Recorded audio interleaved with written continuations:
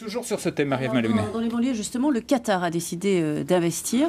Et certains, Marine Le Pen dit c'est le cheval de Troie de l'islamisme. De l'autre côté, Jean-Christophe Lagarde, qui est centriste, dit arrêtons de nous faire peur. Ils ont bien le droit d'investir. Au contraire, ça peut aider. Eh bien. Qu'est-ce que vous en pensez? Vous faites partie des gens qui ont peur Ce sont deux stupidités. Le Qatar, c'est pas mon régime favori, vous le savez bien. Le Qatar a une activité qui apparemment ne pose pas problème dans les médias, puisqu'on parle beaucoup du Venezuela et de ses élections, mais on ne parle jamais du Qatar et de ses élections, c'est normal, il n'y en a pas. Bon, il y a des journalistes qui reçoivent des prix de la liberté du Qatar, c'est le cas de M. Jean Plantu, qui a reçu un prix, donc apparemment le Qatar est fréquentable pour la bonne société française. Donc le sujet... Pour vous pensez qu'ils sont fréquentables et qu'ils peuvent investir? J'en profite pour les aligner, parce que... Non, mais la question est claire. Est-ce que ça vous choque que le Qatar vienne investir pour des PME dans les quartiers?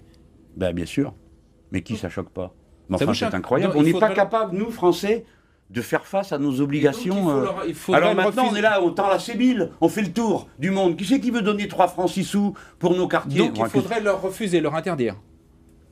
Mais je ne comprends pas ce que vous dites. Si le Qatar veut investir dans des sociétés par action en France, ça se passe à la bourse. Non, là c'est justement dans des PME dans les quartiers. Oui, alors mais attendez, qu'ils investissent dans les PME, on parle donc du fonds... Sous contrôle, hein, je crois, de la Caisse des dépôts, etc. Ben voyons, c'est-à-dire que... Non mais tout ça, c'est... Vous voyez, on commence par un bout, alors maintenant c'est moi qui proposerai d'interdire. Non, c'est le capitalisme, non, en ce moment. C'est quand même vous qui parlez de ça sans arrêt, les marchés ouverts, bon, eh ben vous êtes servis. Le Qatar, la présence du Qatar dans les banlieues est l'enfant de la politique pourrie de contraction des dépenses de l'État, de refus de services publics et d'ouverture des marchés financiers. Donc ne parlez pas du Qatar, parlez du fond, c'est-à-dire comment une absurdité pareille est possible. Le Qatar, comme les autres pays, n'a pas de patrie, il n'a que des privilèges. Il vient mettre de l'argent pour faire de l'argent. Vous avez entendu celui qui s'est exprimé il n'y a pas longtemps, il a dit c'est juste du business. Bon, précisément, toute cette situation est le résultat d'un mode d'organisation de la société. Moi, je suis contre. Vous allez pas je n'interdis pas au Qatar de venir. Je dis, je ne comprends même pas ce qu'ils viennent faire là.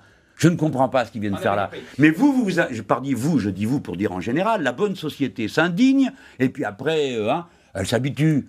Alors on les a déjà vus offrir des salaires mirobolants aux sportifs, mais comme vous en fichiez des salaires mirobolants des sportifs, que ce soit l'un ou l'autre qui paye, c'est pas un problème. Et puis Qatar a commencé à s'installer ici, là-bas, et ainsi de suite. Ben ça s'appelle une espèce de colonisation. Par qui sommes-nous colonisés? Nous sommes colonisés par l'argent. L'argent n'a pas de patrie, l'argent n'a pas de peuple, l'argent n'a pas d'autre intérêt que lui-même. Voilà. Voilà dans quel monde nous vivons. Le Qatar est une espèce d'avatar d'un système monstrueux. Brièvement, puisqu'on évoquait Marine Le Pen tout à l'heure, si l'élection à Hénin Beaumont est annulée, donc elle sera candidate, est-ce que vous aussi, vous serez de nouveau candidat face à elle? Eh bien, nous verrons si le recours a abouti, parce que je trouve que vous enjambez avec une désinvolture absolument inouïe, le fait que l'élection pourrait être annulée, ce dont nous ne sommes pas sûrs, mais je vous signale que le motif de recours de Madame Le Pen, c'est que certains auraient triché à l'élection.